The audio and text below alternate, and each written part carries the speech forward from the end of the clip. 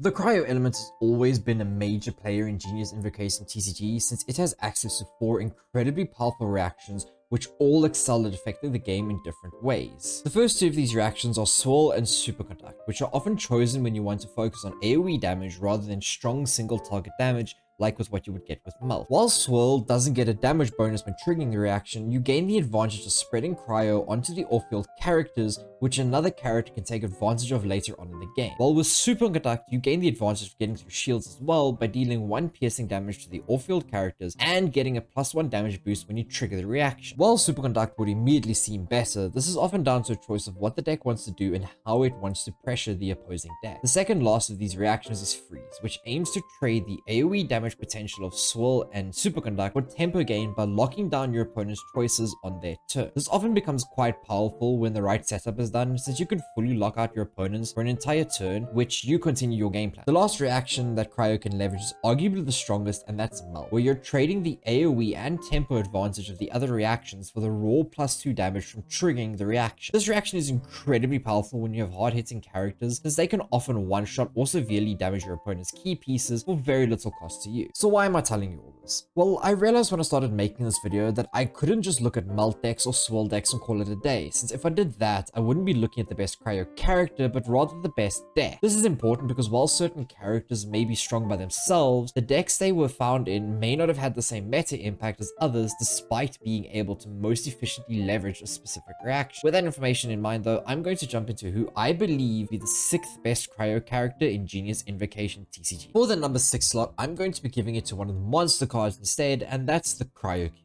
Cryo Cube is like if Ganyu was actually good in Genius Invocation TCG and first made its debut in version 4.5, where it quickly became popular alongside Fischl and an anime character to form a powerful and resilient superconductor. This deck was able to exert massive AoE pressure while having the sustain for the mid game with Cryo Cube's res and normally some form of healing from the anime character. While Razor SC was still the preferred Superconduct deck during these patches, one of the most well-known Genius Invocation TCG players, Kaito, took Cube Superconduct to 5-0 in the first weekly of that patch. The version that was used by Kaito opted to have Sucrose as the Anemo support rather than Lynette, who would become the favored pick in the deck later on. Kaito taking the deck to 5-0, however, gave the deck some immediate validity, and other players soon picked up the deck, which gave us a good opportunity to see its strengths and weaknesses across the various versions of the deck. Although this deck started off strong, it found itself in an unfortunate place among the meta at the time, and didn't end up staying past version 4.8 since Razor SC would just become the stronger deck in that period. There's only been one other deck that attempted to use Cryo Cube to some success, and that was Dragon Cube, but that deck never really got far because of the meta shifts at the time and how people were refining their lists. With all of this in mind, and although Cryo Cube is a strong character that will likely find a home in the future, I can't justify putting it higher than last spot on this list. For the number 5 slot, this one is probably going to be hotly debated, but I'm going to give the spot to Eula. Eula is incredibly strong Cryo character that has often found herself in endgame finishes, and she can deal massive amounts of Cryo and physical damage in 1v1 situations with Grim Heart stacks.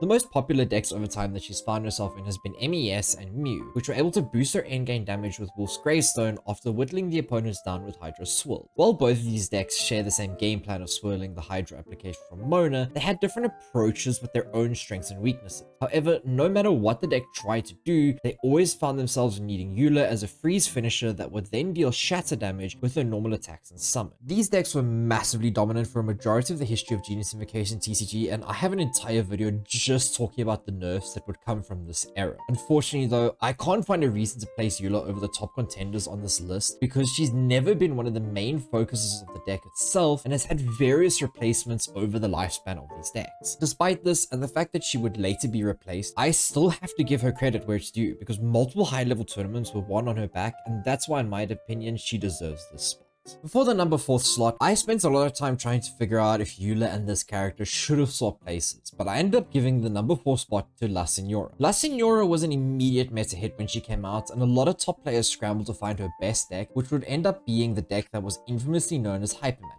Hyper Magic is probably one of the most powerful decks that has ever existed in Genius Invocation TCG, since it was able to take full value from the tools it had available while still having the res from La Signora as backup. This combination of resilience, massive damage, and dice efficiency that the deck was able to achieve would lead to a slew of nerfs that would immediately end the reign of La Signora Hyper Magic a few patches later. While the individual characters from Hyper Magic would find other homes, La Signora wouldn't really find anything major and has since seen fringe play in tier 2 decks such as Thunder Manifestation SC and Fatui Melt. If you'd like a more in-depth explanation of how Hyper Magic and the decks La Senora was found in, then that's also covered in the same video as Eula, which I recommend checking out after this one. So while La Senora is an incredibly powerful character with an efficient kit and a history of meta dominance that will likely resurface again if Hoyo-Verse isn't careful, I just can't justify putting her over the most broken Cryo characters on this list. For anyone who's interacted with Genius Invocation TCG at a competitive level, it'll probably come to no surprise that Chongyun takes the number 3 spot in this list. Chongyun has an incredibly powerful kit since he enables basically any non-monster, non-catalyst user to deal cryo damage with their normal attacks, which would end up as extremely abusable. This elemental infusion from Chongyun's skill has allowed some of the most powerful decks ever to exist in the game, since you could use a character like Razor to trigger Superconduct with every single normal attack.